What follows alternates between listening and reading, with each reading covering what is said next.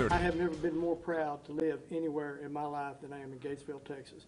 And I cannot reiterate how much I love this community and I care for the citizens and everything.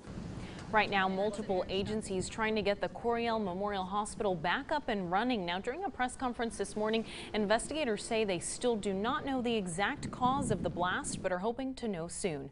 Good evening and thank you for joining us. I'm Leslie Rangel. I'm Robert Burns. Tonight, Fox 44's Michelle Trotter joining us live in studio. Now, Michelle, what's the timeline on when they think they'll be able to open, if not the entire hospital, at least parts of it? Well, Leslie and Robert, right now their main goal is to open their emergency room doors, and then they hope to get their urgent care up and running by the end of the week. So there's still interviews that are being conducted. They're still gathering and analyzing of evidence that's being done.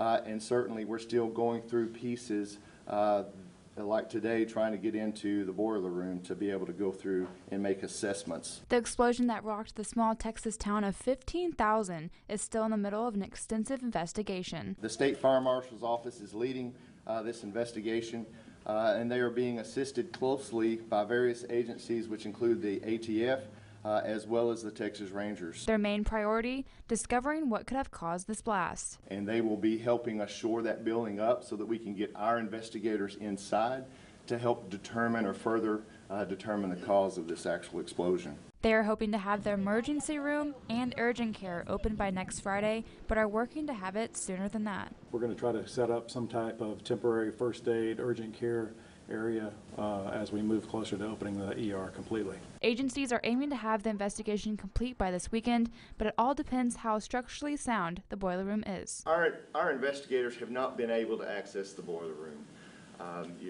We can't tell you that it was a gas explosion without going in and looking at everything involved. Well, once we get into that room and be able to go forward with our investigation, depending on what we see, what we find, it may make our investigation go longer. We may have to have other investigators come in. So it could take into next week.